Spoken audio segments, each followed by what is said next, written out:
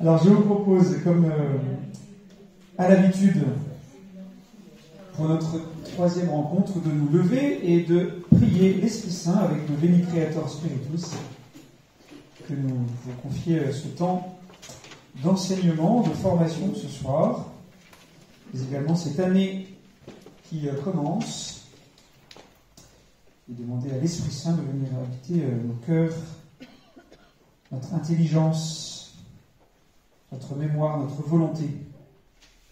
Viens Seigneur Esprit Saint nous donner le don d'intelligence pour connaître avec le cœur tes mystères.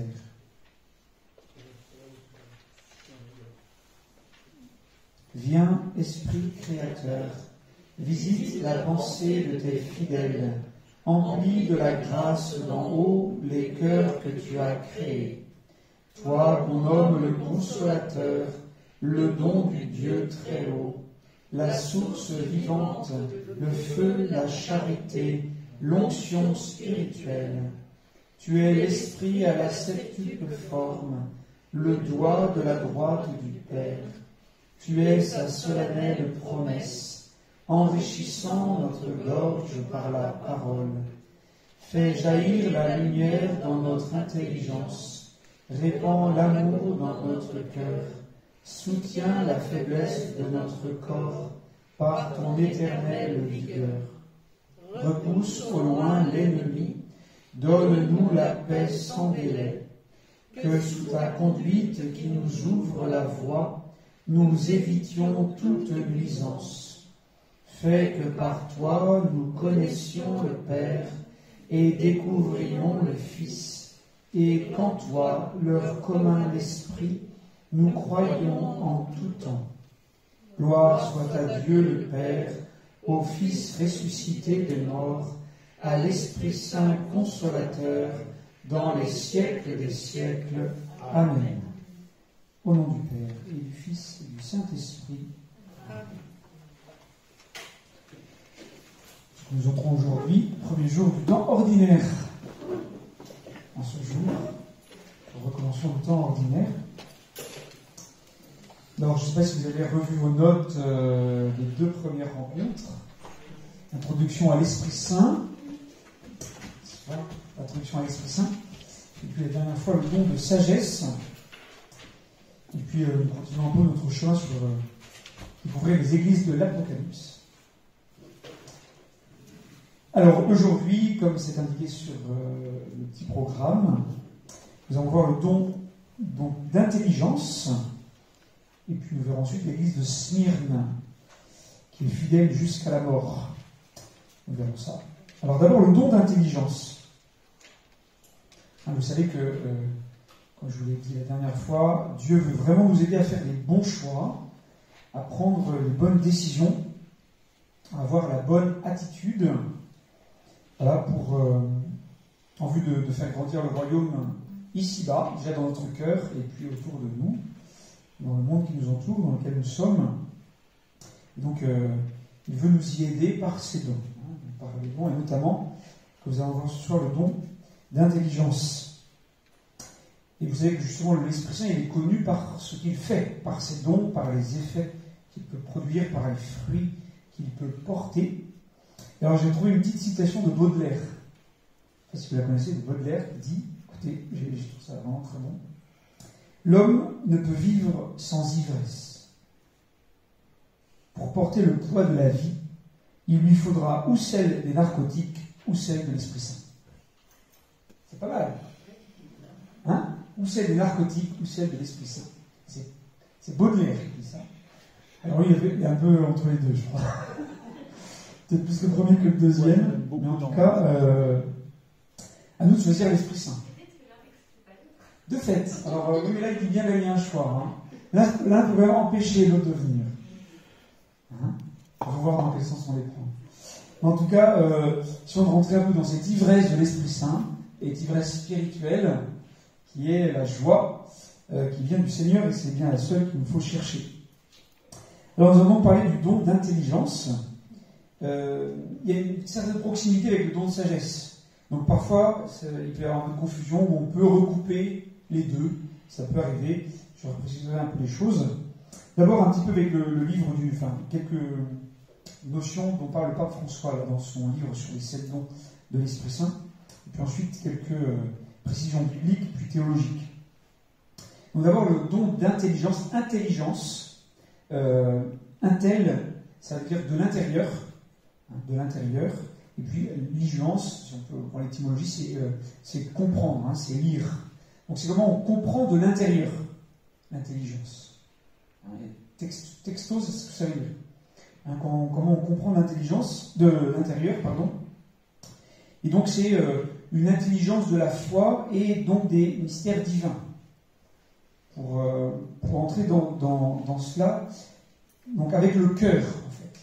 C'est comprendre avec le cœur le don d'intelligence.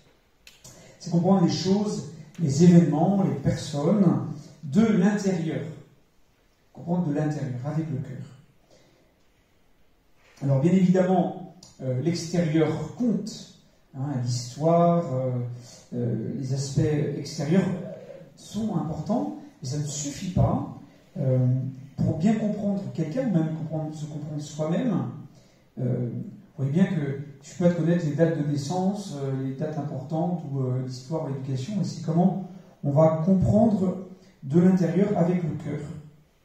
Et donc d'aborder les choses, d'aborder les personnes, de l'extérieur certes, par notre observation, par nos connaissances, mais on peut aller plus loin en connaissant par le cœur, véritablement, et soi-même et les autres. Donc de regarder avec le cœur, regarder avec les yeux du cœur, les yeux de l'âme. Et donc l'Esprit Saint ne nous rend pas savants, mais intelligents. Vous savez, il y a Jésus dans sa prière au Père, il dit ce que tu as caché aux sages et aux savants, tu l'as révélé aux tout petits. Et donc c'est important, vous savez, de manière générale, pour connaître Dieu, mais aussi pour accueillir les dons de l'Esprit Saint, de pouvoir cultiver ces vertus de l'humilité, de la petitesse, pour accueillir, pour recevoir, pour voir avec les yeux du cœur et les yeux de la foi, et donc vivre ce don de l'intelligence par le cœur, par l'intérieur, véritablement. Et donc par ce don de l'intelligence, de goûter aux choses divines, que nous aurons totalement en plénitude dans le ciel avec Dieu, mais que dès maintenant, Dieu nous donne de pouvoir goûter, de pouvoir accueillir, en accueillant ces dons de l'Esprit Saint, notamment le don d'intelligence.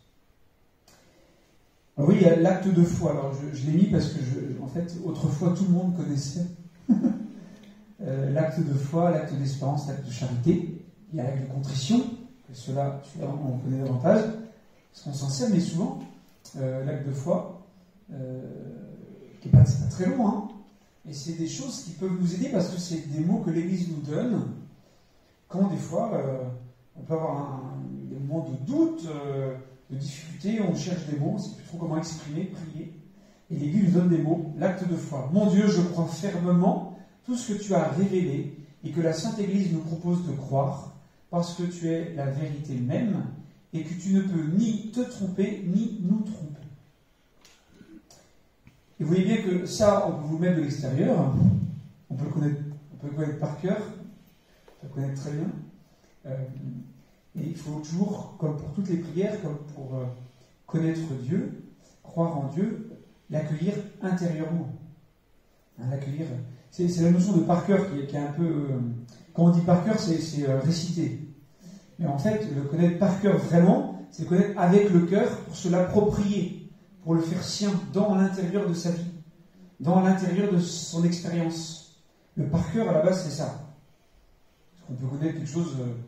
on veut dire par cœur, parce que l'expression est évidente, mais on veut connaître de mémoire, mais on pourra oublier 1 ou 2 semaines après, alors que quelque chose qui va faire vibrer notre cœur, rencontrer notre intérêt, nous toucher, donc avec le cœur, on va le retenir bien davantage, parce qu'on va s'y investir intérieurement, personnellement. Et donc avoir la foi, c'est croire que Dieu existe. Avoir la foi, c'est croire que Dieu existe. Alors, pas seulement parce qu'il y a sa belle création, dans Alors non toutes les œuvres créées, même si c'est important, mais c'est d'abord et avant tout de croire que Dieu nous a créés, m'a créé personnellement pour que je puisse le connaître, pour que je puisse l'aimer. Dieu m'a créé pour aimer et être aimé, véritablement.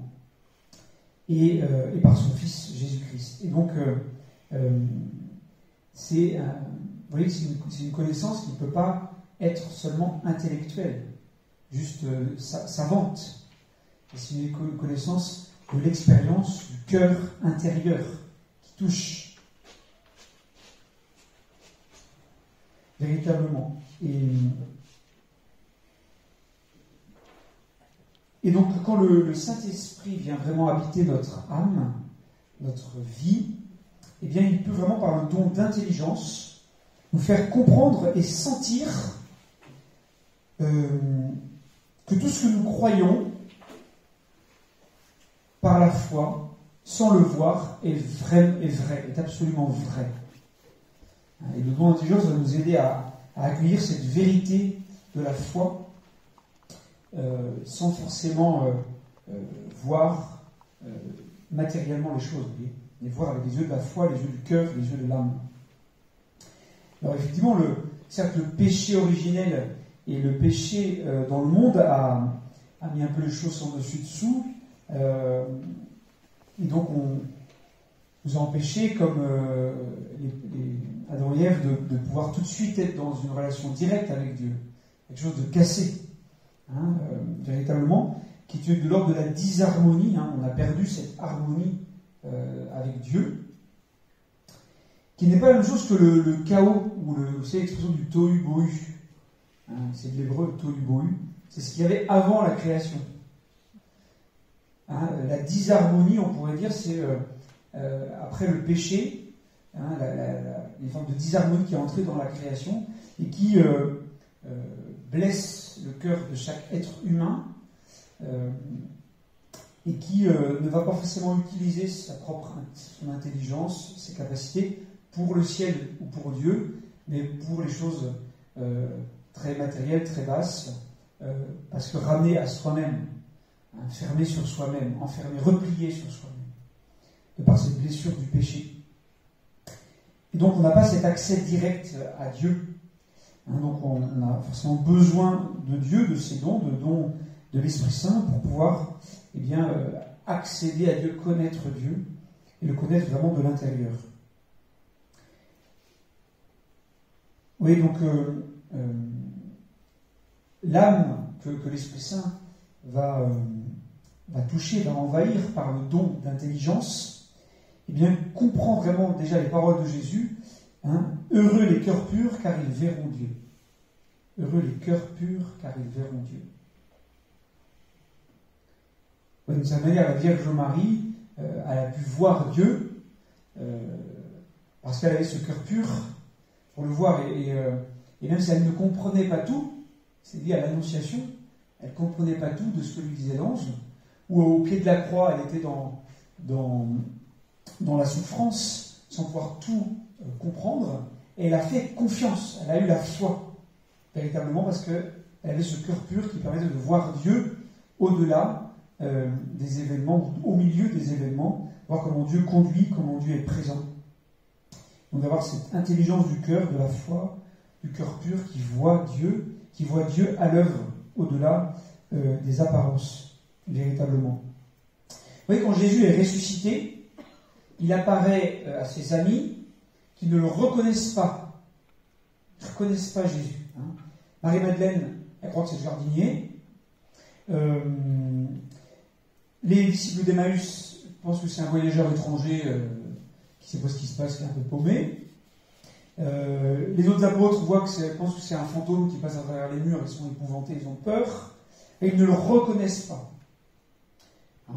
Et il n'y en a qu'un qui reconnaît Jésus, qui dit c'est le Seigneur.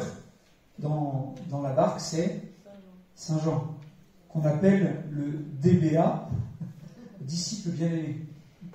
C'est ce qu'on fait en cours de Bible. On met DBA parce que c'est plus rapide que disciple bien-aimé. Et le disciple bien-aimé, la tradition dit que c'est Saint Jean.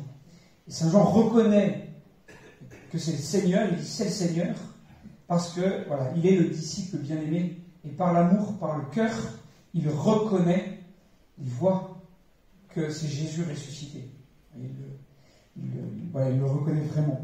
Donc c'est bien celui qui a le cœur pur, celui qui a le don d'intelligence, et les deux vont ensemble, vous voyez bien, cœur pur et don d'intelligence, qui sait reconnaître Dieu partout, à travers tout, Dieu présent, dans les grands événements comme dans les petits événements. Et donc c'est important de lier cette pureté du cœur, cet amour intérieur pour reconnaître, connaître Dieu et vivre de ce don d'intelligence. Vous savez, c'est qui est le saint patron des étudiants, des écoliers, des élèves, c'est le plus grand des théologiens. Saint Thomas. Saint Thomas d'Aquin.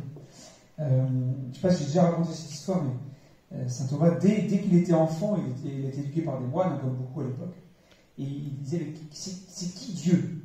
Dès l'âge de 8-9 ans, il disait, mais c'est qui Dieu? Il interrogeait par qui était Dieu. Et on sait que ça a mené à l'écriture et à une approche du mystère de Dieu incroyable. Saint Thomas d'Aquin, par la somme théologique, la somme contre les gentils, etc. Et alors, on n'a jamais fait... personne n'a pu supplier Saint Thomas.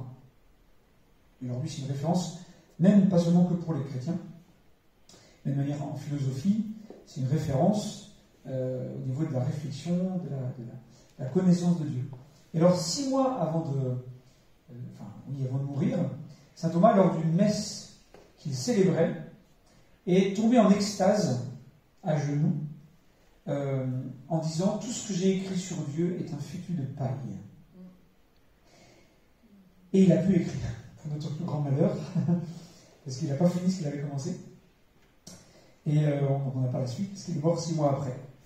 Et en fait, il a eu à ce moment-là un vrai don, un don spirituel, pour contempler le mystère de Dieu, et ce qu'il a pu écrire, qui est déjà énorme, sur Dieu, il a perçu que c'était rien du tout à côté du mystère de Dieu qui dépassait tout cela.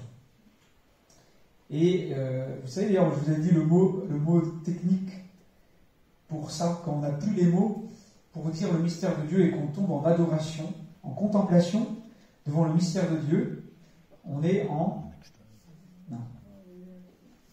Je l'ai dit déjà. Parce que j'aime bien embêter les gens. Vous vous souvenez pas? Vous n'avez pas appris avec votre cœur? Apophatisme. Voilà, apophatisme. Oui. Vous vous souvenez? C'est l'année dernière, c'est loin déjà vous dire. L'apophatisme, c'est ça.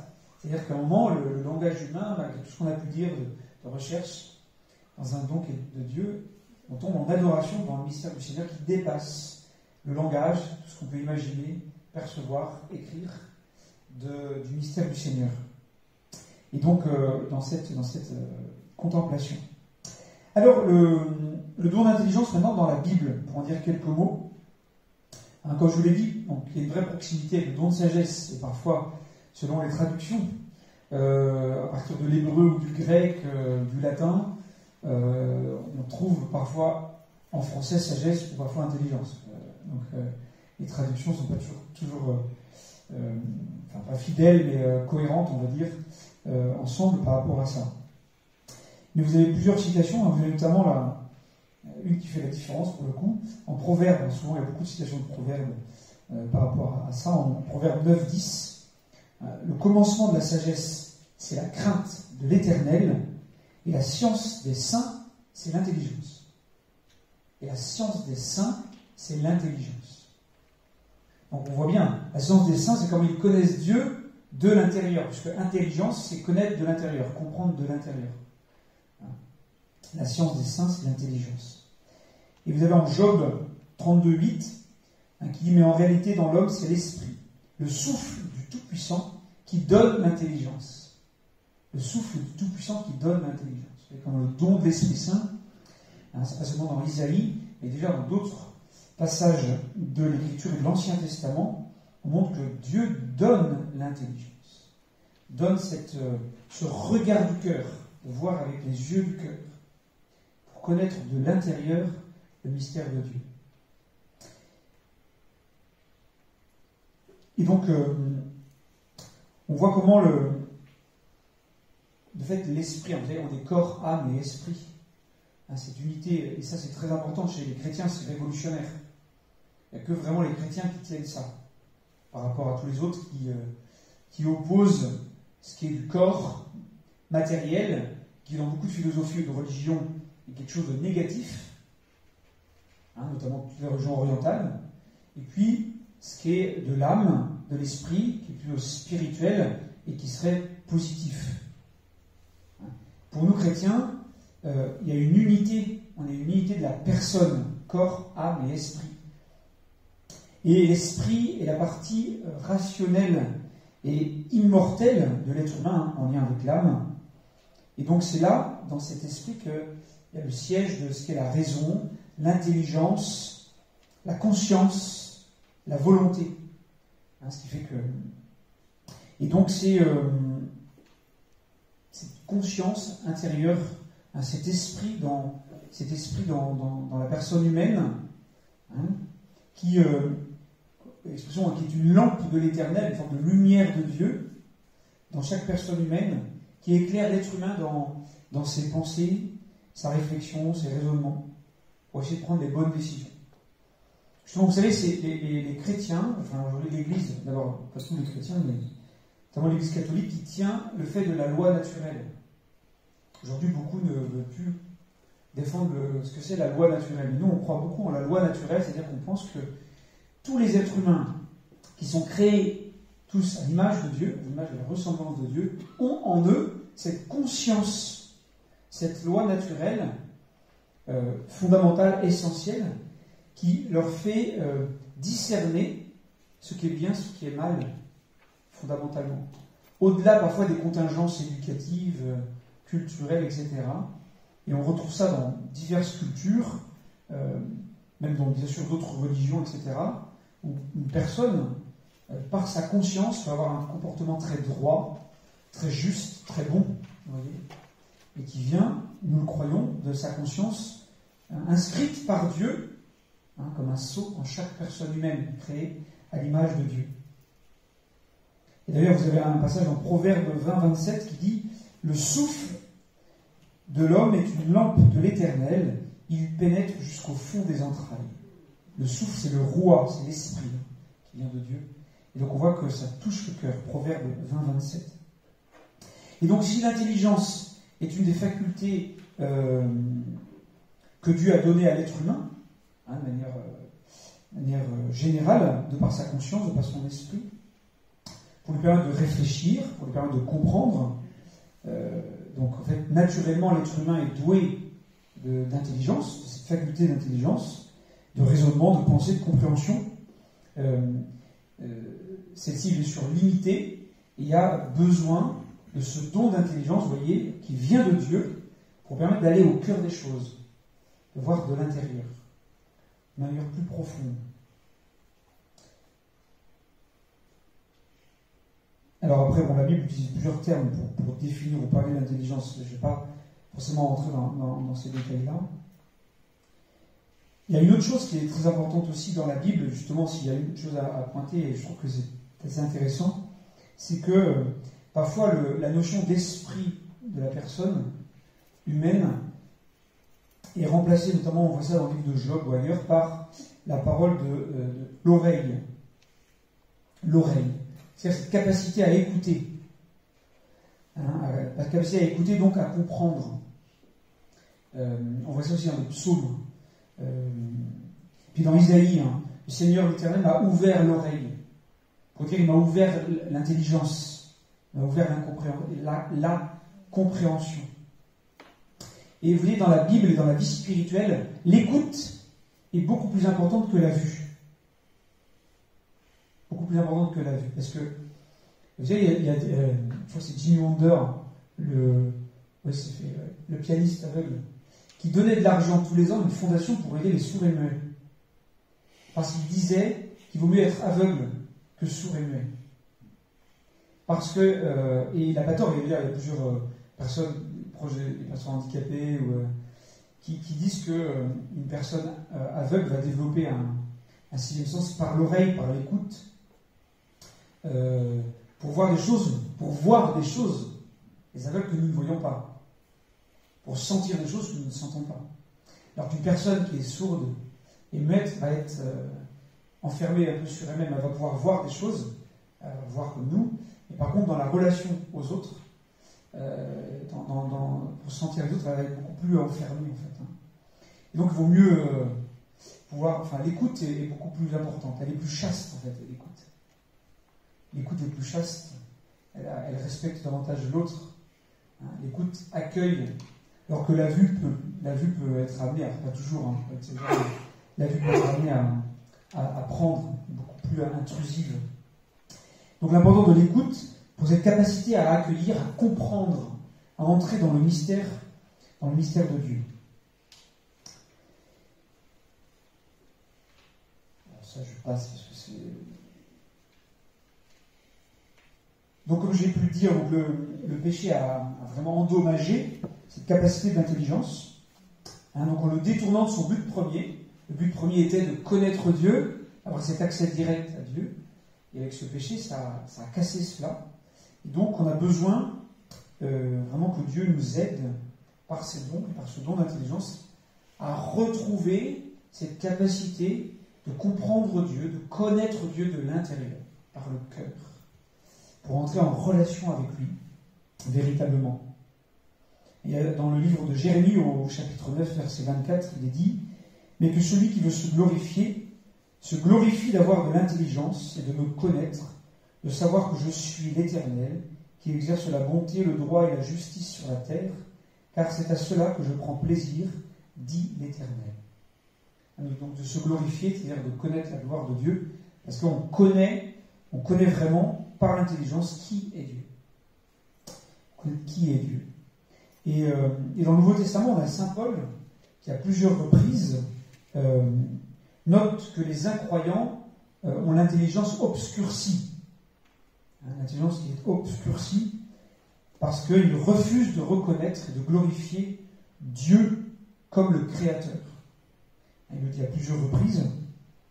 Par exemple, en Éphésiens, chapitre 4, verset 18, « Ils ont l'intelligence obscurcie, ils sont étrangers à la vie de Dieu, à cause de l'ignorance qui est en eux, à cause de l'endurcissement de leur cœur. » Et tout est ramené au cœur. Si le cœur est endurci, il n'est pas disponible pour entrer et connaître le mystère de Dieu. Ou en Romains, chapitre 1, verset 21, où Saint Paul dit de nouveau « Puisqu'ayant connu Dieu, ils ne l'ont point glorifié comme Dieu, et ne lui ont point rendu grâce, mais ils se sont égarés dans leurs pensées, et leur cœur sans intelligence a été plongé dans les ténèbres. » Leur cœur sans intelligence. Jésus le dit aussi, cette expression. Cœur sans intelligence. Lent à comprendre ce qu'ont dit les prophètes. Dans Emmaüs, justement, en Luc 24, quand Jésus un peu sermonne les deux disciples d'Emmaüs. Donc il y a une forme d'égarement spirituel qui empêche de connaître Dieu de l'intérieur. Et on peut voir aussi, Dieu a donné à chaque personne cette capacité, ce raisonnement, et on voit bien qu'aujourd'hui, la science, quand elle n'a plus Dieu comme référence, et ses commandements, eh bien la science on tombe dans le positivisme, n'a plus aucune limite, et elle s'obscurcit. Elle s'obscurcit et elle se prend pour Dieu, en fait. Voilà. C'est le grand péché humain, depuis Adam et Ève, on se prend pour Dieu. Dès qu'on a de la puissance, dès qu'on a un pouvoir, on se met à la place de Dieu et alors on détruit tout. Et cette phrase très importante, que je connais depuis longtemps, mais je trouve que de plus en plus, elle résonne moi, dans ma prière et ma réflexion. Dieu pardonne toujours, l'homme pardonne quelquefois, la nature pardonne jamais. Pardonne jamais. Voilà. Et donc ça va être terrible. Faut pas avoir peur, mais ça va être terrible quand même. Et donc, vous voyez bien que ce qui est très important, c'est que utiliser son intelligence, c'est pas du tout contraire à la foi. Pour un chrétien, ça va avec. C'est très important. Hein. Il y a une encyclique fameuse de référence, un peu complexe, mais qui est très intéressante, du pape Jean-Paul II, qu'il a écrite avec Ratzinger, qui est devenu Benoît XVI, Fides et Ratio, foi et raison, de 1997-98. Foi et raison. Qui montre comment la foi et la raison sont les deux ailes pour monter vers Dieu, pour accéder à Dieu. Et donc ça va ensemble. Ça va vraiment ensemble. Et donc on a besoin vraiment de ce don d'intelligence aussi pour discerner, pour mieux cerner eh bien, ce que Dieu nous dit, la volonté du Seigneur, les signes qu'il nous fait. Et donc, vous voyez, Proverbe 14-15 qui dit « Une personne naïve croit tout ce qu'on lui dit, mais celle qui est prudente commence par réfléchir. » Celle qui est prudente commence par réfléchir. Donc, l'importance de la discernement, de la réflexion, hein, et pour un chrétien, c'est très important de ne pas toujours croire ce qu'on peut dire, quoi. Et voilà, de faire confiance à l'Église aussi, mais de pouvoir réfléchir. Et donc le sage réfléchir, ouais, le sage, celui qui est intelligent, prend le temps de réfléchir. Vraiment. Ça je passe aussi. Et donc, toujours Saint Paul aux Éphésiens, à l'église d'Éphèse, donne 3 éléments de l'expérience de la conversion. C'est la nouvelle naissance, le fait de renaître en Jésus. 3 éléments de se dépouiller du vieil homme qui se corrompt par les convoitises trompeuses, d'être renouvelé dans l'esprit de leur intelligence et de revêtir l'homme nouveau, créé selon Dieu dans une justice et une sainteté qui produit la vérité. Et vous voyez que le deuxième point, c'est vraiment être renouvelé dans l'esprit de l'intelligence. Renouvelé dans l'esprit de l'intelligence, c'est-à-dire dans une forme de compréhension différente de celle du monde. Pas une compréhension mondaine, mais vraiment dans un état d'esprit nouveau, qui est vraiment régénéré, renouvelé par l'Esprit de Dieu. Véritablement. Hein, donc c'est ça de la conversion qu'on voit avec les yeux de Dieu, quoi. Le regard du Seigneur. Donc c'est pas seulement naturel, mais aussi spirituel. Et ça, c'est très important. Moi, je l'ai fait, cette expérience. Quand je me suis converti, quand j'ai vraiment reçu une grâce de Dieu de conversion, j'ai pas vu les choses de la même manière. J'ai pas vu du tout les choses de la même manière. Je voyais plus l'Église de la même manière.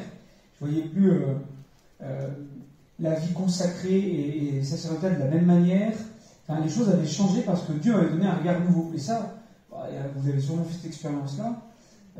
Dans la prière, lors d'une messe, ou après une confession, ou quand on a un sacrement, ou après la lecture d'un extrait de la parole de Dieu, que sais-je, lors d'une rencontre avec le Seigneur, où on reçoit une grâce, eh bien on a un regard nouveau sur des choses, sur des événements, sur des réalités, véritablement.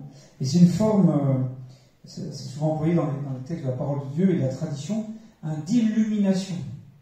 De l'illumination, c'est une nouvelle lumière, une lumière plus grande sur un événement, sur une chose, sur une personne, voilà. Bien sûr sur Dieu, parce qu'au final ça ramène à Dieu. Une illumination.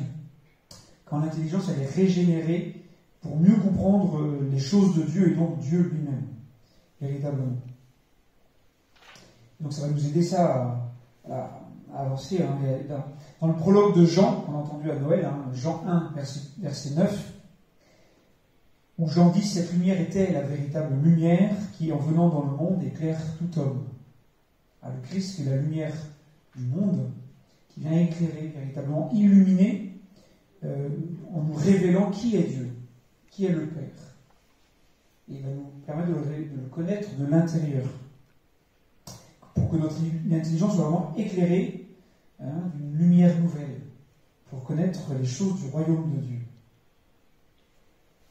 Et Saint Paul, dans la première lettre aux Corinthiens, chapitre 2, verset 12, qui dit « Or nous n'avons pas reçu l'esprit du monde, mais l'esprit qui vient de Dieu, afin que nous connaissions les choses que Dieu nous a données par sa grâce. Et nous en parlons non avec des discours qu'enseigne la sagesse humaine, mais avec ceux qu'enseigne l'Esprit, employant un langage spirituel pour les choses spirituelles. Voilà comment Dieu donne cette grâce, ce don de l'Esprit, ce don spirituel pour le connaître et entrer dans les choses de Dieu. Voilà comment Dieu illumine les yeux de notre cœur, voilà, pour connaître, comprendre les choses spirituelles.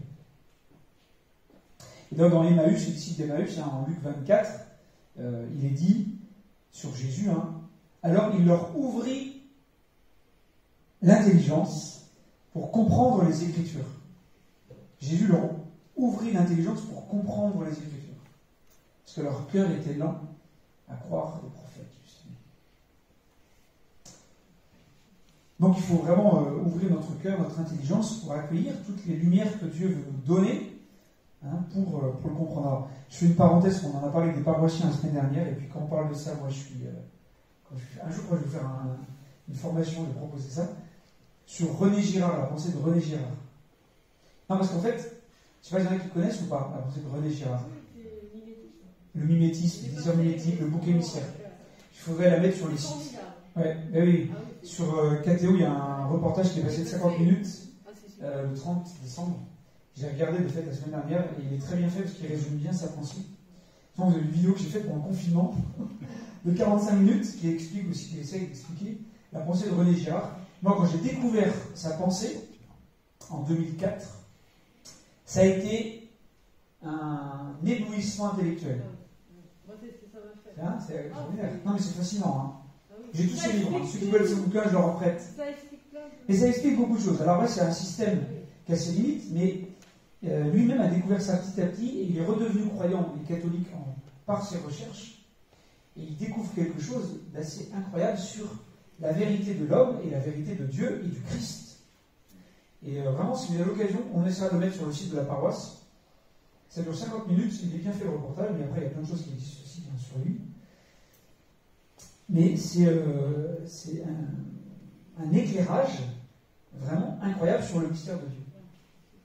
Une lumière qui est apportée en plus, qui lui a vraiment été donnée dans son parcours, qui est vraiment très intéressant. Je ferme la parenthèse, mais voilà, c'est des éléments qui peuvent aider à entrer, à comprendre le mystère de Dieu par des lumières qui sont données par le Seigneur à ceux qui veulent le suivre. Et donc, ça va nous aider aussi donc à discerner les réalités spirituelles. Voilà, mais ça, je finis juste par une citation de Saint Paul en 2 Timothée, deuxième lettre à Timothée, chapitre 2, verset 7, où Saint Paul dit à Timothée, « Comprends ce que je dis, car le Seigneur te donnera de l'intelligence en toutes choses. » Le Seigneur donne de l'intelligence pour comprendre. Et c'est ça qui est très beau, c'est que même dans l'histoire de l'Église, on a des gens très simples qui ont vraiment bénéficié du don d'intelligence. Le Saint curé d'Ars, Saint Jean-Marie Vianney, il a été viré du séminaire parce qu'il était nul en latin. Et bien vous voyez qu'il est devenu saint parce que il avait ce rapport aux choses de Dieu. C'est très beau. Et puis vous avez une femme qui est extraordinaire, Sainte Edith Stein, Sainte Thérèse Bénédicte de la Croix, son nom de religieuse, qui est morte à Auschwitz avec sa petite sœur, toutes les deux étaient carmélites. Et Edith Stein, je ne sais pas si vous connaissez sa vie, mais elle est fêtée le 9 août, elle est copatronne de l'Europe. Et en fait, c'est une très grande philosophe qui était juive, de famille de culture juive, allemande, et qui était la collaboratrice la plus importante de Husserl, qui est un grand philosophe allemand, qui est un phénoménologue.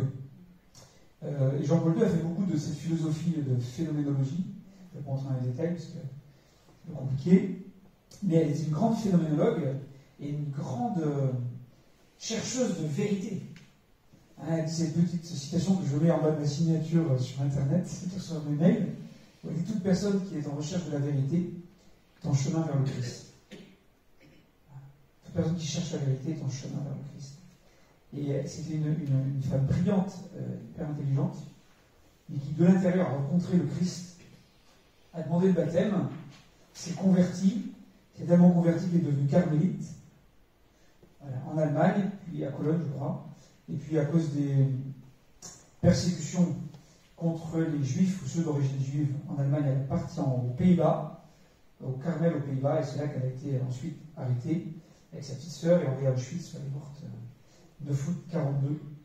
Et c'est une très belle personnalité, et qui avait vraiment, voilà, de l'intérieur, vous voyez, elle avait cette intelligence extérieure qu'elle a utilisée, sa raison humaine, son intelligence, mais en même temps, elle a de l'intérieur, par son cœur, connu qui était Dieu. Elle a fait cette rencontre avec le Christ, et elle lui a donné sa vie entièrement. Et donc elle a pu aussi témoigner de l'intérieur de son cœur, de cette intelligence du cœur, de sa compréhension du mystère de Dieu et du Christ.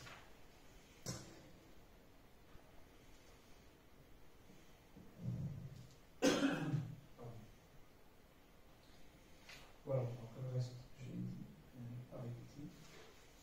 Voilà un petit peu sur le don d'intelligence. Hein, à bien mettre, je vous l'ai dit au départ, un lien avec la pureté, hein, heureux les cœurs purs, car ils verront Dieu, pour voir Dieu avec son cœur, avec son âme, avec l'intelligence du cœur, l'importance de cette pureté, de ce travail de la vertu de pureté, pour vraiment voir Dieu, connaître Dieu, naître avec Dieu. Et avec cette simplicité, vous savez, il y a souvent Saint Jean-Marie Vianney, quand il arrive à Ars, je crois que c'est quand il arrive à Ars, hein, où il dit à un vieux monsieur, que faites-vous, mon bon monsieur, quand il était dans l'église, et l'homme montrant le tabernacle, lui dit, répondant, je l'avise et il m'avise. Je l'avise et il m'avise. Voilà, cette sagesse, le bon sens, parfois des gens de la terre, des gens simples, hein, qui ont ce rapport pur, simple, pauvre avec Dieu et qui connaissent les choses de Dieu de l'intérieur par le cœur, notamment parce qu'ils ont un cœur disponible aux grâces, aux dons de l'Esprit Saint, notamment aux dons de l'intelligence, que par le cœur, eh bien, ils apprennent à connaître qui est Dieu, le mystère de Dieu.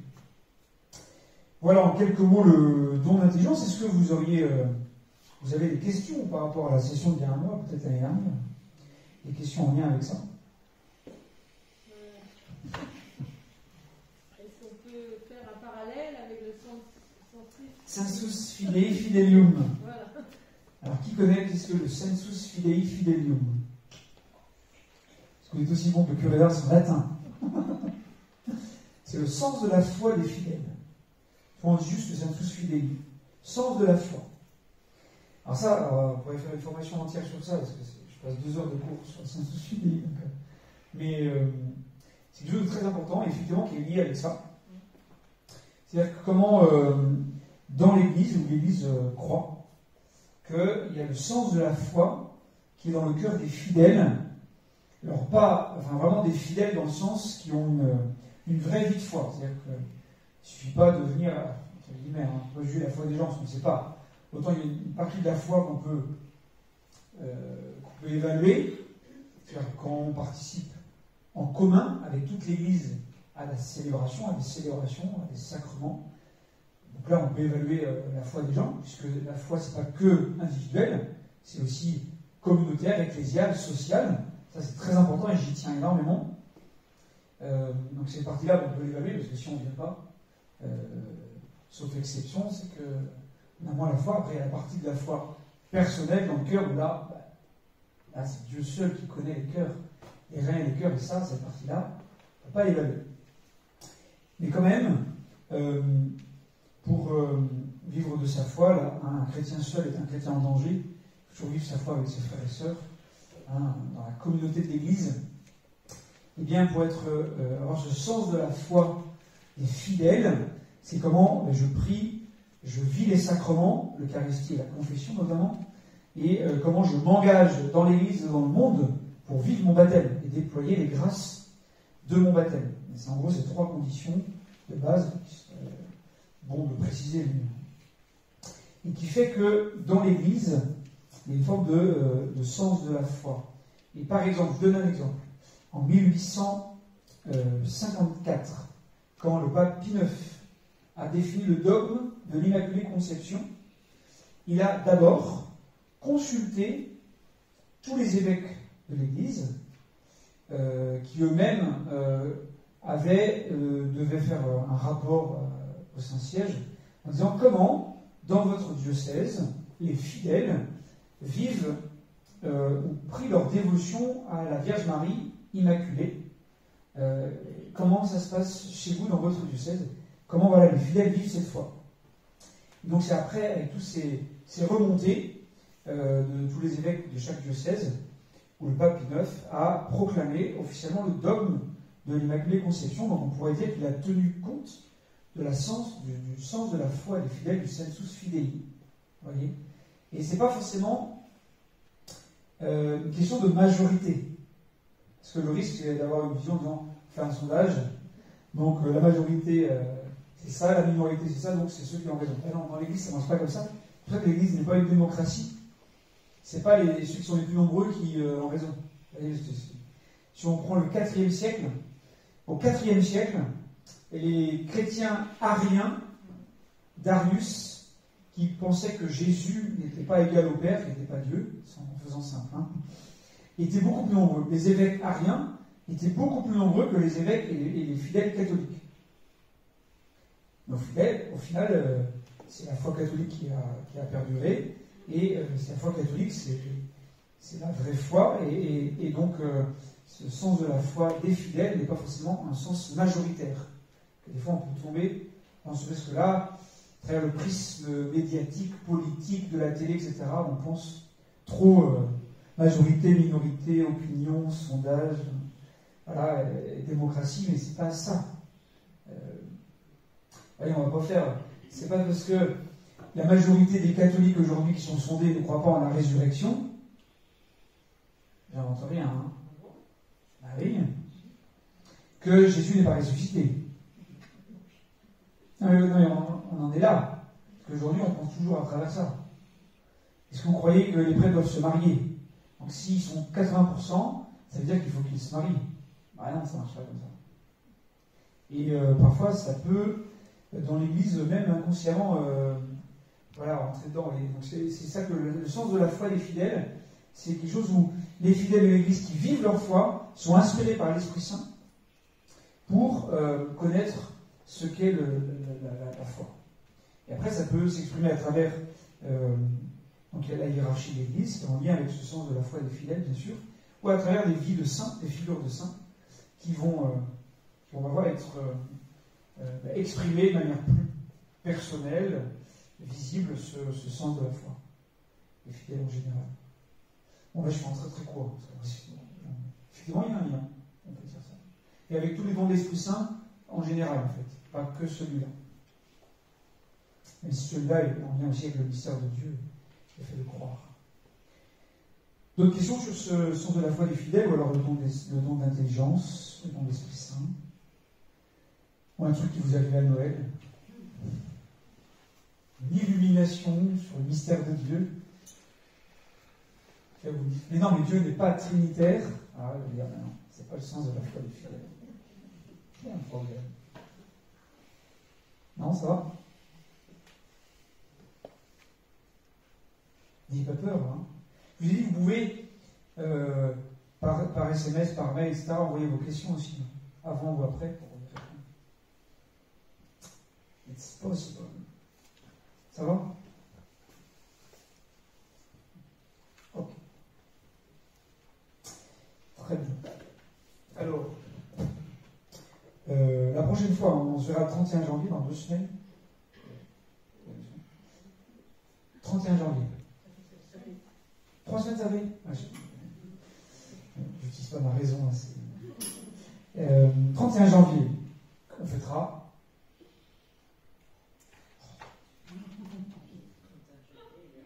Non. 31 janvier. Non, 25 janvier. Saint-Jean-Bosco.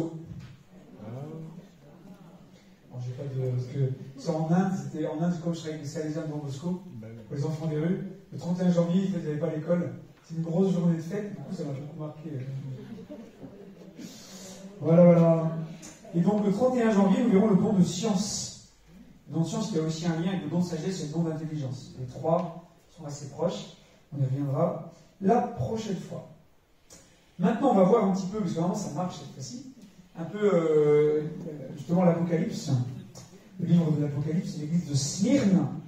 Alors, je vais faire une petite introduction très brève, et puis après on reprendra les choses, mais ce ne sera pas plus long. Je vais surtout laisser la vidéo, c'est très bien fait, et ça explique très bien.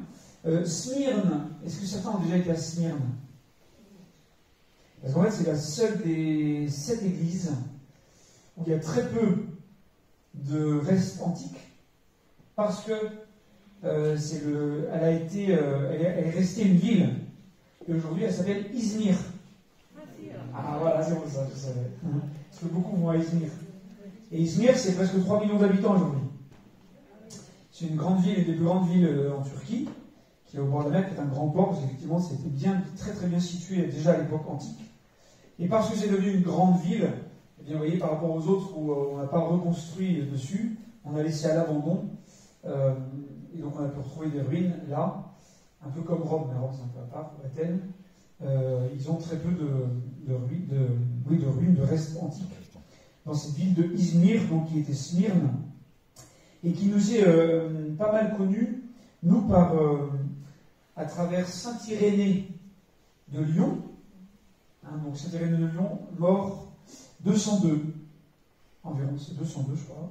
Et puis saint Ignace d'Antioche, mort 117 à Rome.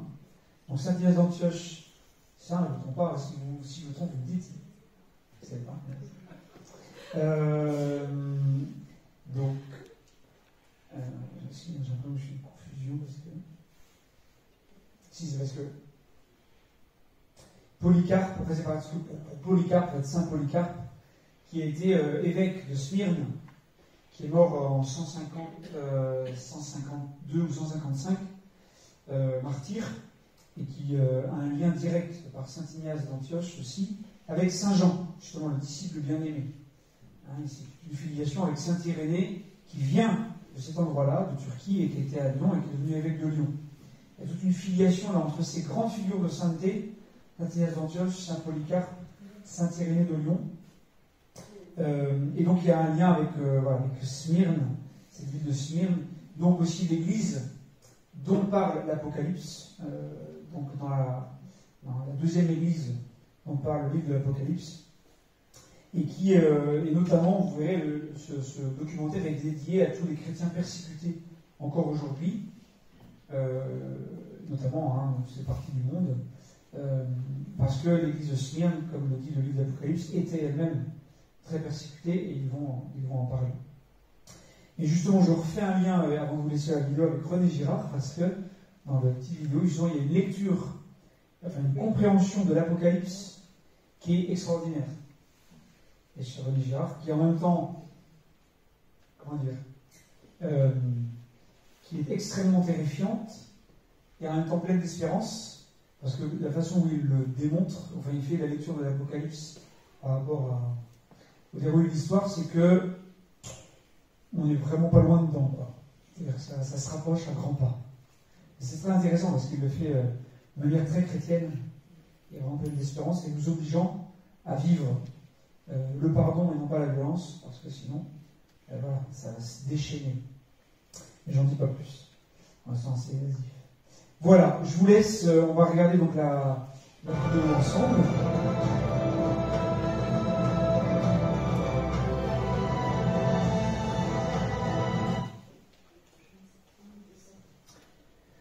Voilà, la prochaine sera Église de Pergame. Voilà, c'était intéressant, je trouve, cette perspective entre l'époque et aujourd'hui.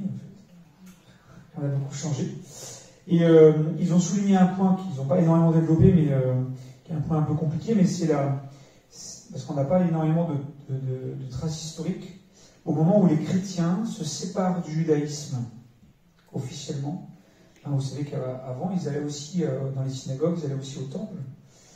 Comme il y a plusieurs courants dans le judaïsme, c'était plus ou moins un autre courant du judaïsme, qui était un peu à part, et puis progressivement, ça s'est séparé, puis ça s'est opposé très très violemment. Comme ils l'ont dit, un Polycarpe a été dénoncé par les Juifs de Smyrne aux Romains, quand il a été exécuté. Et là, c'est des points très, délicat de l'histoire et de l'Église et des Juifs dans ce rapport-là, qui n'a jamais été simple, et qui est un des points dont, au départ, du moins, on a peu d'éléments historiques. On a des éléments théologiques, etc., mais pas trop historiques, donc ça a été abordé, mais c'est vrai que c'est un des points délicats de tout ça. Parce que les premiers chrétiens sont, bien sûr, les Juifs. Voilà, et donc il y a un rapport avec le judaïsme qui est bien à part, quoi, qui est bien spécial. Le judaïsme n'a pas la même place que d'autres religions pour nous chrétiens. Hein, comme dit Jean-Paul II ou c'est Benoît XVI, c'est nos frères aînés, hein, il y a une forme de proximité avec nos frères juifs. Voilà. Moi, je vous propose, avant que j'ai des questions sur l'Apocalypse et sur cette église de Smyrne, d'Izmir, Polycarpe. Là, l'église, elle a été persécutée, mais est-ce qu'il y en est resté ou ça a été rasé Très peu. Alors, vous savez, en Turquie, c'est très compliqué. Dans le silence général. Il faut savoir qu'au début du XXe siècle, il y avait, je crois, entre 15 et 20% de chrétiens en Turquie, notamment sur la côte, il y avait des Turcs, il y avait les Arméniens, déjà, qui ont été largement massacrés. Et puis il y a aussi ceux qu'on a oubliés, c'est tous les chrétiens grecs orthodoxes sur la côte turque, qui n'étaient pas turcs, qui étaient grecs, cette partie-là, qui était envahie. Et beaucoup ont fui, sont partis, et d'autres ont été tués. Et aujourd'hui, je crois qu'en Turquie, ça baisse tout le temps. Il y a encore quelques prêtres ou évêques religieux, notamment italiens, quelques Français, un petit peu, mais beaucoup moins. Alors qu'autrefois, il y en avait beaucoup. Vous avez Sœur Emmanuel, par exemple, avant d'être à la retraite et de partir en Égypte, auprès des chiffonniers du Caire, était professeur de français dans un grand établissement à Istanbul, si je ne me trompe pas. Comme il y avait beaucoup d'établissements comme ça, chrétiens, et donc aujourd'hui, c'est moins de 10%, je crois que c'est moins de 5% même. Il y a toujours le patriarche de Constantinople, qui est important, mais qui a une très petite communauté. Il y a très peu, et il y a une grande histoire très riche. Je crois que c'était l'année dernière, on a découvert une église chrétienne du 2e ou 3e siècle, non, pas du 3e ou 4e siècle, pardon, en Turquie. Donc c'est assez récent. On retrouve des traces des chrétiens très anciens avec des mosaïques, des fresques, etc. Mais aujourd'hui, la présence chrétienne en Turquie est très faible. Et très fragile. Moi, je vois, j'y suis allée, ça fait peut-être 35 ans. J'ai visité la Turquie pendant à peu près 15 jours. J'ai peut-être vu 3 femmes voilées en 15 jours. Oui, mais parce que ça a changé. Justement, c'est ce que je dis, en peu de temps. Même si la Turquie est à part, parce que les Turcs ne sont pas des Arabes. Oui, donc le rapport est différent, c'est vraiment des Turcs. Quand on voit maintenant des reportages, c'est pas du tout ce que j'ai vu. Il y a une frange aussi très laïque avec Atatürk, voilà, c'est très laïque. Mais il y a un retour, voilà, après, avec l'islam, il y a un rapport un peu particulier. Ça va? Polycarpe, tout ça. Très bien. Et justement, je vous propose pour terminer, parce qu'on a vu des images de l'Inde, et vous n'êtes peut-être pas sans savoir que les missionnaires de la charité, de Mère Teresa, sont actuellement très persécutés par le gouvernement hindou. À l'indienne, c'est pas violent, c'est pas frontal. Ils viennent de leur bloquer tous leurs comptes financiers et empêcher que de l'argent de l'étranger vienne en Inde. Sauf qu'elles vivent grâce aux dons de l'extérieur pour aider tous leurs orphelinats, leurs maisons pour handicapés, etc. Et donc, ils sont dans une situation très compliquée. Elles viennent de fermer un orphelinat la semaine dernière. Elles ont énormément de maisons, elles font un bien incroyable à avoir des milliers et des milliers de personnes, des millions même, en Inde, mais là, ça devient très compliqué. On propose de terminer en priant la Vierge Marie, nous tournant vers l'icône et en priant notamment pour nos frères et sœurs chrétiens persécutés, et tout spécialement les missionnaires de la charité de Mère Teresa en Inde, afin que le Seigneur, par la prière de Marie, puisse leur venir en aide et les soutenir dans cette épreuve. Je vous salue Marie, pleine de grâce, le Seigneur est avec vous. Vous êtes bénie entre toutes les femmes, et Jésus, le fruit de vos entrailles, est béni. Sainte Marie, Mère de Dieu, priez pour nous pauvres pécheurs, maintenant et à l'heure de notre mort. Amen. Bien, le Seigneur soit avec vous. Et que Dieu Tout-Puissant vous bénisse, le Père, le Fils et le Saint-Esprit. Allez dans la paix du Christ. Écoutez, bonne nuit, rentrez bien, surtout ceux qui ont de la route. Et puis, à la prochaine fois, donc le 31 janvier.